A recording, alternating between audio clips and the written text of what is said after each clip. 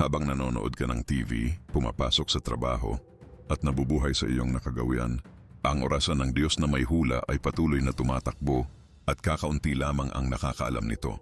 Karamihan sa mga Kristiyano ay natutulog sa espiritual, hindi pinapansin ang mga hayagang palatandaan na inilarawan sa Biblia. Ngunit hindi ka magiging isa sa kanila. Sa video na ito, ipapakita ko sa iyo ang 6 na palatandaan ng Diyos na nangyayari ngayon sa 2026 na ikagugulat ng mundo. Ang salita ng Diyos ay natutupad sa harap mismo ng iyong mga mata. Nagbabala si Jesus sa atin na kapag nakita mo ang lahat ng mga bagay na ito, alamin mo na siya ay malapit na, nasa pintuan na. Mateo 24:33. Nang umupo si Jesus sa bundok ng mga olibo at tinanong siya ng kanyang mga disipulo kung ano ang mga palatandaan. Nang kanyang pagdating, sumagot siya, makakarinig kayo ng mga digmaan at mga alingawngaw ng mga digmaan. Mateo 24:6. Hindi ito para takutin sila, kundi para ihanda sila. At narito tayo sa 2026, nakikita ang propesyang ito na nabubunyag sa harap ng ating mga mata na hindi pa nangyayari noon. Ang gitnang silangan ay nagliliyab.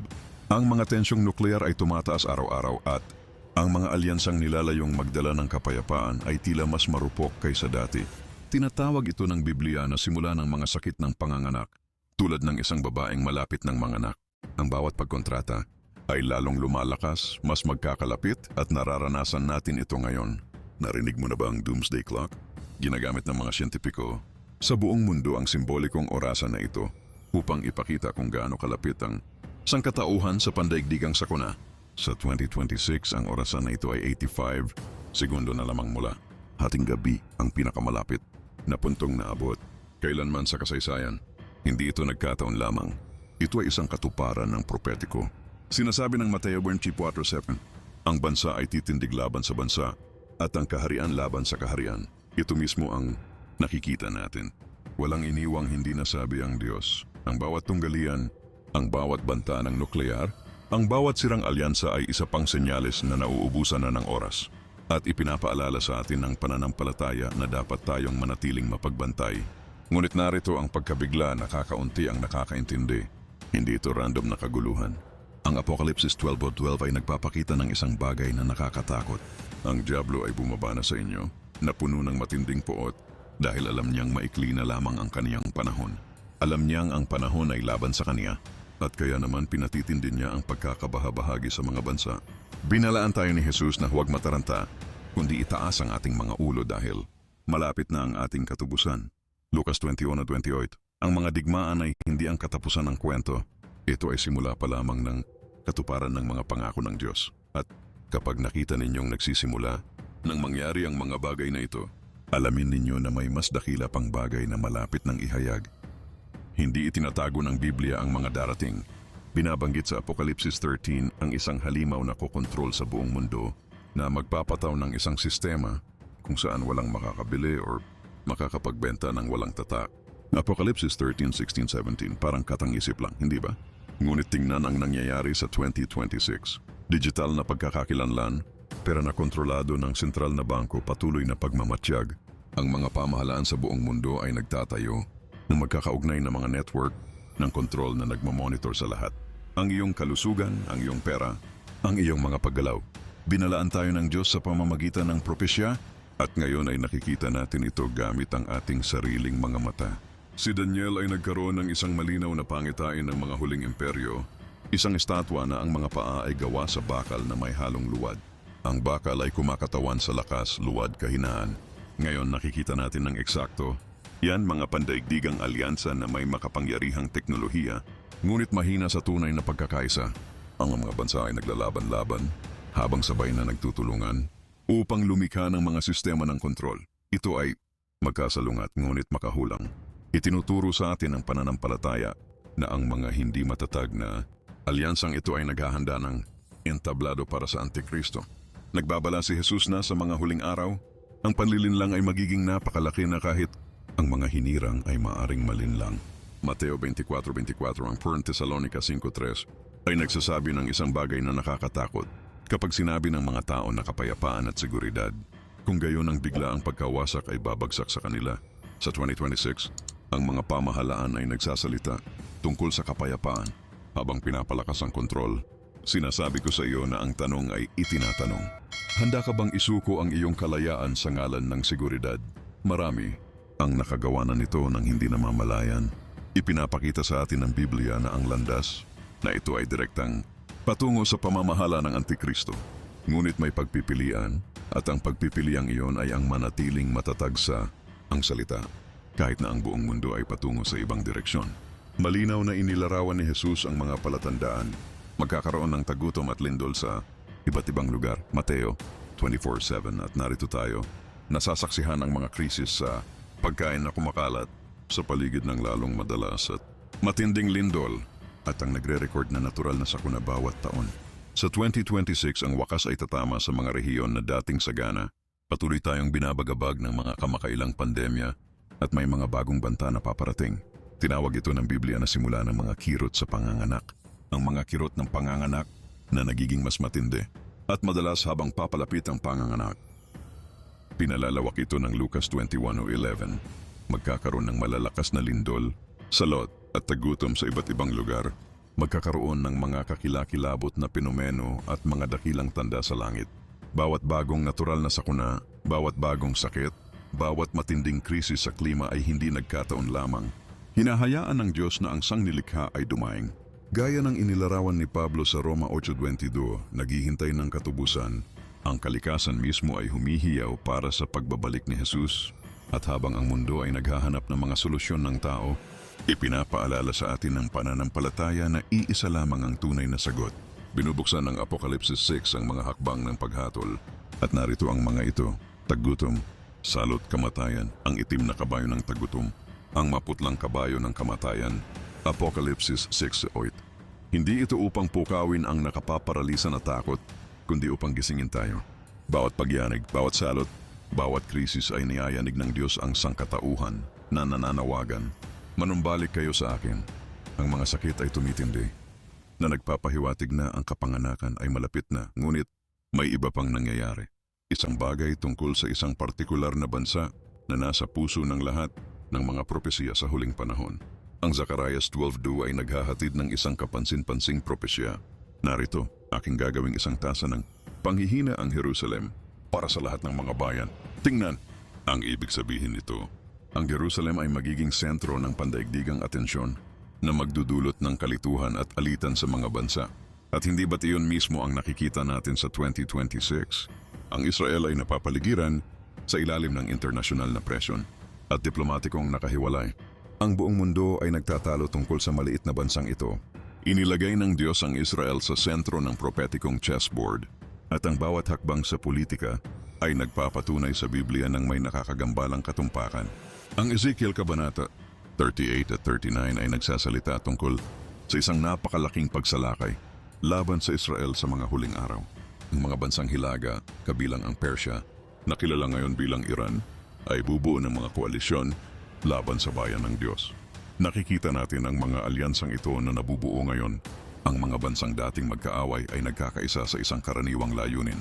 Itinuturo sa atin ang pananampalataya na ang Diyos mismo ang magtatanggol sa Israel sa araw na iyon. Ipinapakita sa mundo na siya ang Panginoon. Ang bawat balita mula sa gitnang silangan ay isa pang piraso ng propetikong palaisipan na nagkakaroon ng tamang lugar. Malinaw ang Biblia. Ang Jerusalem ang magiging sentro ng mundo sa katapusan ng panahon. Sinasabi sa Zacarias 15:2 na ang lahat ng mga bansa ay magtitipon laban sa Jerusalem upang labanan ito.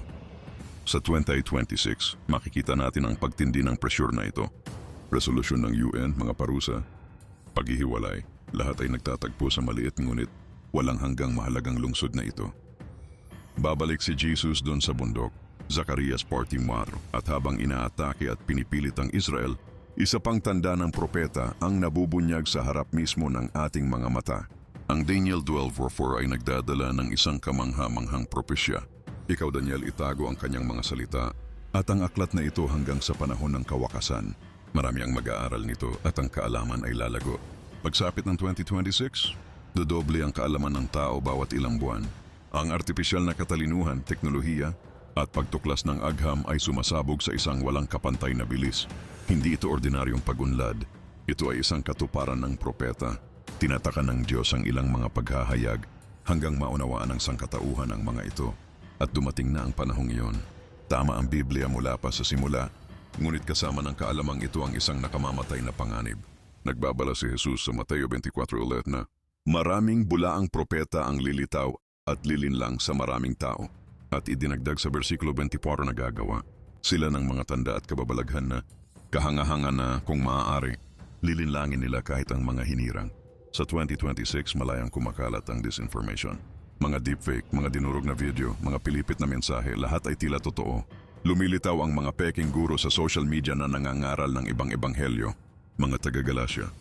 Ang teknolohiyang dapat sana'y magbigay liwanag ay ginagamit upang linlangin ang masa.